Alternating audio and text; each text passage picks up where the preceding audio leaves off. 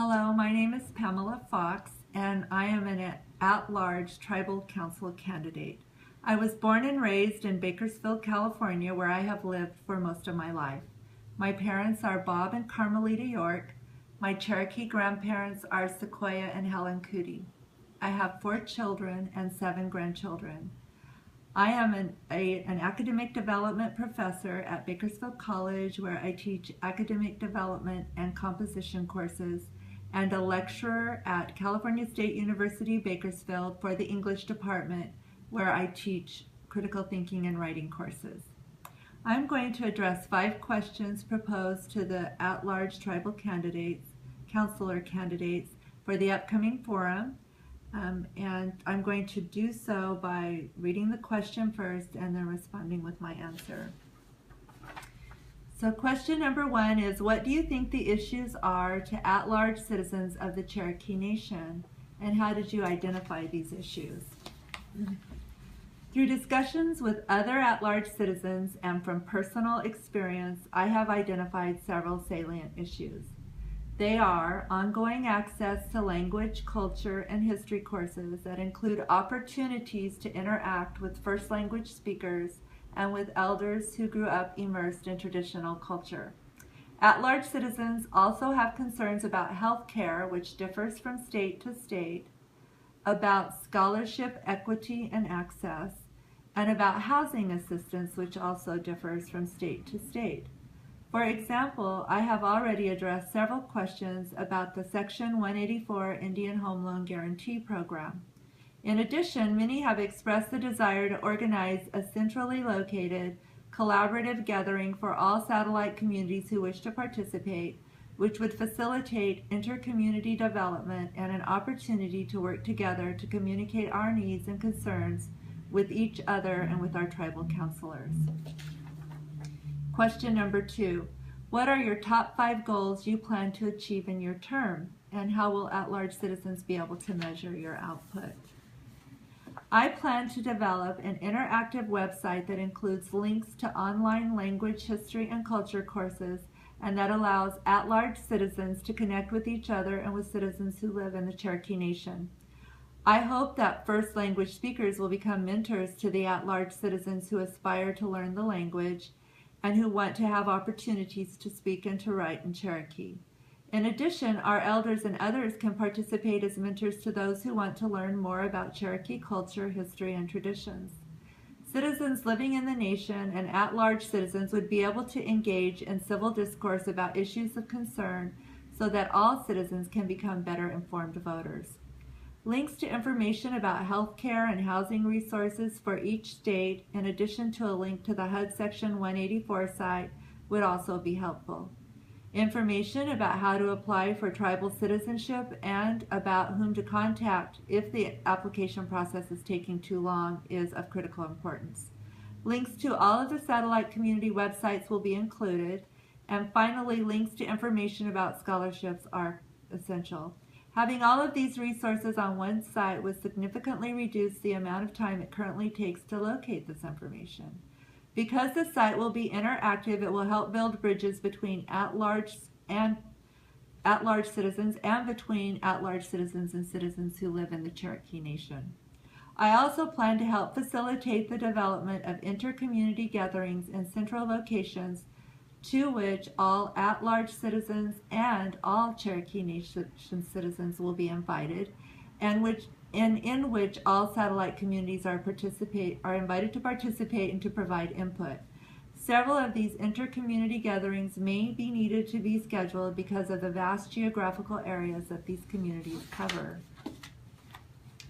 So, to reiterate, my primary goals are to provide at-large citizens with the information and the tools they need to accomplish their goals.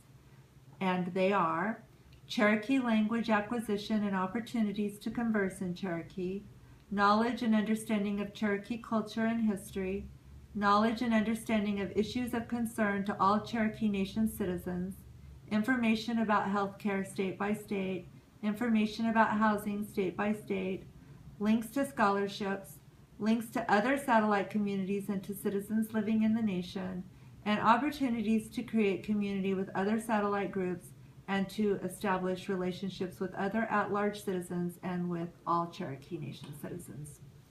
Citizens will be able to measure what I am able to accomplish by evaluating the site and by participating in it to determine its effectiveness. They can also help to improve it by contributing their ideas for links and programs that they want to access and by alerting me to any problems with the site. If I am able to facilitate the inter-community gatherings, citizens will be able to measure whether or not I was able to meet that goal effectively. Question number 3. How will you deal with issues at-large members are experiencing with the Cherokee Nation Community Association, CNCA, created to support at-large Cherokee citizen satellite communities? Those issues have been identified as the following. The 2 at-large tribal council members are currently in non-voting advisory roles. Expand the number of CNCA at-large board members from 2 to 4. Ongoing lack of communication and support, and CNCA internal disorganization. I will propose a change to the current CNCA non-voting status of at-large tribal councilors. Clearly, since the TCs represent all at-large citizens, they should be able to represent citizen voices with a vote. I will propose an increase in CNCA at-large board members from 2 to 4 based on the populations they represent, which are significant. I personally will respond to all who contact me, whether by email, text, phone call, or through social media. I believe that I can take the first step to improving the communication problem.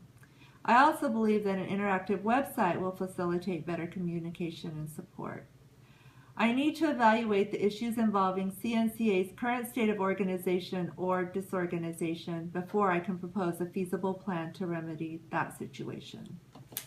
Question number 4 is, how important is it to have an established coast-to-coast communication system for the at-large population of Cherokee citizens? How will you support and utilize CallNet, Cherokee At-Large Leadership Network? Having a coast-to-coast communication system for at-large citizens is of critical importance for all of the reasons I have already discussed. I support CallNet and will continue to do so by participating in their events, by contributing in whatever ways they ask me to contribute, by encouraging others to participate, and by including them in the development of the website. And the last question, question number 5, is, if elected, how will you address the inequity and restrictions placed on at-large tribal council representatives? And those inequities and restrictions have been identified as the following. Access to Cherokee Nation resources and personnel support, residency requirements imposed on at-large council members representing 2/3 of Cherokee citizens living outside of the districts, and limited travel budgets for at-large council members representing 2/3 of Cherokee citizens living outside of the districts, as opposed to increased travel budgets for in-district council members. I will address the issues of inequity and restrictions placed on at-large council representatives with the other councilors. Civil discourse is the first step to resolving problems. Proposing solutions is the next step, which I am prepared to do. I need to listen to the other councilors first, however, and discern why they believe such restrictions and inequities are reasonable before proposing solutions. The residency requirements are another issue that I will address after I have discussed the situation with others and have identified the underlying assumptions for such restrictions. Proposing solutions before understanding why others believe there are no problems or that undue restrictions are necessary is not a strategy I pursue. The limited travel budget is a major inequity that I will address promptly. Parity must exist for all counselors. Some of the criteria for funding travel expenses appear to be illogical. I want to find out why these criteria have been implemented and why those who approved the criteria believe they are reasonable. Thank you for listening to me, and I will greatly appreciate your vote for me in June.